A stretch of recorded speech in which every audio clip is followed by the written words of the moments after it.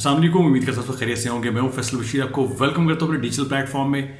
आज हमारा मौजूद बहस ये होगा कि जो 63A का फैसला है डिप्टी स्पीकर के रूलिंग के अगेंस्ट सुप्रीम कोर्ट में, आज इसमें हम डिस्कस करेंगे क्या ये एक जायज़ फैसला था, एक बैलेंस फैसला था या इसमें कोई तनाज़ात निकलते हैं। एक तरफ तो ये फैसला बहुत खुशाइन था उन लोगों के लिए जो इस वक्त मुल्क में देख रहे थे कि कानून की बालादस्ती होगी और अदालत जो है एक मेरिट पे फैसला देगी, जिसके तहत पंजाब असम्बली में पाकिस्तान तहरीक इंसाफ और इत्तेहादियों के जो वोट्स हैं वो 186 थे। उनके मुकाबले में हमजा शहबाज साहब के वोट जो है तकरीबन 179 शायद वोट थे, तो 8-9 वोट्स का ये फ़र्क था। तो उस लिहाज से जो है उनको इलेक्शन में हराया गया। तो ये केस था बेसिकली, और आइन की तशरीह का मामला था। क्या डिप्टी स्पीकर ने उसको वैसे ही थॉरोली देखा जिस तरह से आइन में लिखा हुआ या नहीं।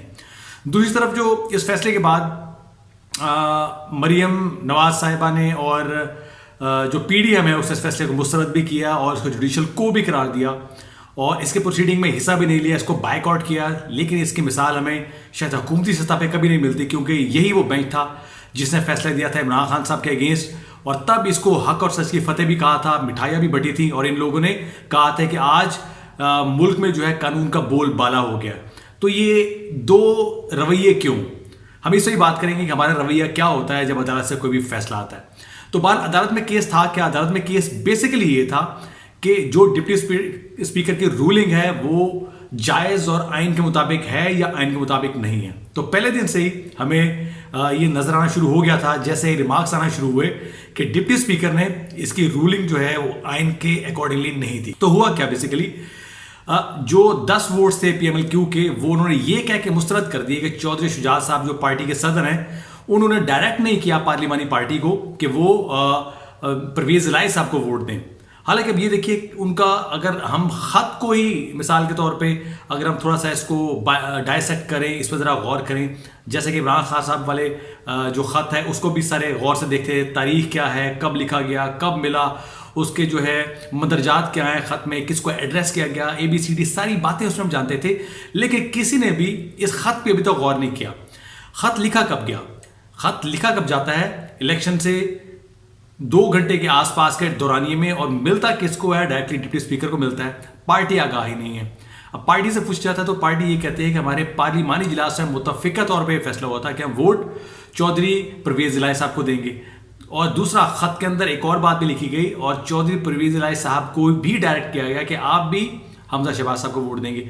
अब ऐसा तो किसी किताब में नहीं लिखा कि वो जो कैंडिडेट है उसका कैंडिडेचर ही खत्म हो जाए और वो खुद को वोट ना करे, वो अपने ओपोनेंट को वोट करे। तो बहरहाल अदालत उस ख़त की तरफ गई ही नहीं, क्योंकि ख़त में ऐसा कुछ था नहीं। अगर ख़त में भी जाती तो भी ये केस रिजेक्ट हो जाता। तो सुप्रीम कोर्ट ने सिर्फ केस को उन कानूनी नुकात पे रखा जो कानूनी नुकात इस 63A की तशरीह में इस्तेमाल हुए थे, जिसमें पार्लिमानी पार्टी का वर्ड यूज हुआ था, और आखिर स्टैंडिंग वहीं रही कि पार्लिमानी पार्टी ही एथराइज्ड है डायरेक्ट करने के लिए अपने मेंबर्स को कि आपको किसको वोट देना है। अब दूसरा सवाल ये पैदा हुआ, तो सदर, उस पार्टी के सदर या चेयरमैन के इख्तियारात कहाँ गए? उसके इख्तियारात जो इस फैसले की रोशनी में समझ में आता है हमें, जो सदर के इख्तियारात हैं वो इवॉल्व करेगा उस सिस्टम में। लेकिन अगर पार्लिमानी पार्टी तरजीही बुनियादों पे या मेजॉरिटी में फैसला करती है किसी भी उम्मीदवार के हक में जाने के लिए या उसके खिलाफ जाने के लिए, तो सदर भी उसमें शायद इतना वो उसे डिफर नहीं कर सकेगा। हाँ, अगर पार्लिमानी पार्टी एक डायरेक्शन देती है और उसको उम्मीदवार जो उसके अगेंस्ट जाता है तो वो फिर लिखेगी सदर को, और सदर इलेक्शन कमीशन को लिखेगा, जिससे वो जो नुमाइंदा है जिसने उस वक्त एब्सटेन किया या उनकी मर्जी के मुताबिक वोट नहीं दिया या पार्टी पॉलिसी से इनहराफ किया, वो डिसीट हो सकता है। तो बहरहाल ये क्लैरिटी है जो कि हमें इन 3-4 दिन की प्रोसीडिंग्स में सामने आई, और इस कानून ने सारे पाकिस्तान में जितने लोग भी थे जो कानून से वाबस्ता नहीं है उनको भी कानूनी माहिर बना दिया। तो इतनी डे टू डे इसकी जो अपडेट्स आ रही थी और कानूनी नुकात पे बात हो रही थी कि अब सभी लोग ही इसमें ऑलमोस्ट एक्सपर्ट हो चुके हैं।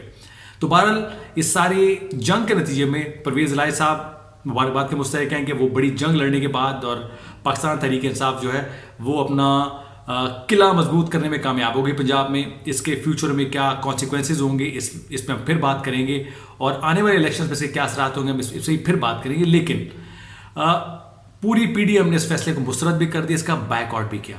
तो हमारा एक ये अलमिया है मिन हैसुल कौम कि अगर फैसला हमारे हक में आता है, वो कोई भी पार्टी हो, वो इसको हक और सच की फतेह कहती है। लेकिन अगर खिलाफ आता है तो उस फैसले को एक्सेप्ट ही नहीं करती। तो आपके मुल्क में कोई ना कोई ऐसा इदारा तो होना चाहिए ना जिसके आप बात माने, जिसके फैसले पे आप समझें कि वो मेरिट पे फैसला हुआ। इसमें कानूनी नुक्ता जो ज़्यादा बड़ा उठाया गया या उसकी कोशिश की गई, जिसकी दलील देने की कोशिश की गई इरफान कादिर साहब की तरफ से, जो डिप्टी स्पीकर वकील थे, और मुअज़्ज़ज़ दूसरे वकला की तरफ से, कि आप इस पर एक लार्जर बेंच बना दें, एक बड़ा बेंच जो इस फैसले को सुने। तो उमर अता बदियाल साहब ने यह कहा कि लार्जर बेंच जो बनता है उसके लिए कोई कानूनी नुक्ता होना चाहिए, कोई ऐसा तशरीह होनी चाहिए जो करने की ज़रूरत है जिसके लिए बड़ा बेंच बने, जबकि इस केस की ऑलरेडी तशरीह हो चुकी हुई है और अब ये केस इस फैसले पे मुनहसर होगा कि उस तशरीह के अकॉर्डिंगली क्या ये इलेक्शन हुआ या नहीं हुआ। अगर ये कोई कानूनी नुक्ता होता तो उसे बनाया जा सकता था, लेकिन इसमें कोई कानूनी बात नहीं है और आप मज़ीद दलाइल दें कि हम इस पर एक बड़ा बेंच बनाएं, लेकिन वो दलाइल देने में नाकाम नजर आए। काफ़ी नोक झोंक भी रही और एक अप्रिशिएट करने वाली बात यह है, काफ़ी सख्त रिमार्क सा तबादला भी हुआ और काफ़ी जजेस से कुछ इस तरह के अल्फाज भी कहे गए जो कि बहरहाल शायान शान नहीं है, अदालत में नहीं कहने चाहिए, लेकिन बहुत टॉलरेंस का मुजाहरा करते हुए, एक बड़ेपन का मुजाहरा करते हुए जजेस ने उनको इग्नोर किया और फोकस किया कि वो फैसला करें जिसके लिए वो वहाँ पे बैठे हैं। और पीडीएम और इसके सियासत पे क्या असरात होंगे, अब से कुछ अर्सा पहले ही अगर कोई पार्टी जैसे इमरान खान साहब इलेक्शन कमीशन पे तनकीद करते थे और यही पीडीएम कहती थी कि ये इदारों का एहतराम नहीं करते, हम इनकी ये बात मुस्तरद करते हैं कि ये इदारों के अगेंस्ट जा रहे हैं और मुल्क इसका मुतहम्मिल नहीं है, इदारों पर तनकीद करने का हक किसी को नहीं है। इलेक्शन कमीशन तो रहा एक तरफ, अब यही लोग मिलकर सुप्रीम कोर्ट पर तनकीद कर रहे हैं और कह रहे हैं कि ये फैसला आईन और कानून के मुनाफी है और ये आईन और कानून के मुताबिक नहीं है, हम इस फैसले को नहीं मानते और ये जुडिशल को है। तो ये दो नजरियात और दो चेहरे हैं एक ही तरह में इदारों को मानना या ना मानना। जरा थोड़ा पीछे चले जाते हैं, उस इस्टेब्लिशमेंट पे उंगलियां उठाते रहे कि इमरान खान की हुकूमत को लेके आए हैं, लेकिन क्या हुआ कि जब इमरान खान साहब ने वो दूसरा बयानिया शुरू किया तो वो उसी इस्टेब्लिशमेंट को सपोर्ट करने लगे और कहने लगे कि इदारों पे आप तनकीद नहीं कर सकते, हालांकि कितने सालों से खुद ये इदारों पर तनकीद करें। तो बहरहाल ये दो मिसालें देने का मकसद ये है कि पार्लिमानी पार्टीज़ हैं या सियासी पार्टीज़ हैं, इनको हदूद का तयन करना होगा और इनको ये डिसाइड करना होगा कि क्रिटिसाइज कब करना है, किस चीज़ पे करना है या नहीं करना है, और अगर करना है तो दूसरा भी कर सकेगा।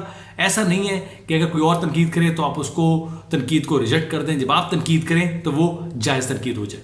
बहरहाल इसके सियासत में आगे आने वाले दिनों में कुछ अच्छे असरात नज़र नहीं आते, क्योंकि ताकत का तवाज़ुन रखने के लिए और अगले इलेक्शन के लिए बहरहाल जंग मज़ीद तवालत इख्तियार करेगी जब तक इलेक्शन का अनाउंसमेंट नहीं होता। लेकिन बहरहाल देखते हैं ऊँट किस करवट बैठता है। तो चैनल को लाइक और सब्सक्राइब ज़रूर कर लें अपडेट्स के लिए और हमें अपनी फीडबैक से भी आगाह करें। FB टॉक्स को लाइक और सब्सक्राइब भी करें, दोस्तों से भी शेयर करें। अब तक इतना ही, मिलते हैं नेक्स्ट वीडियो में।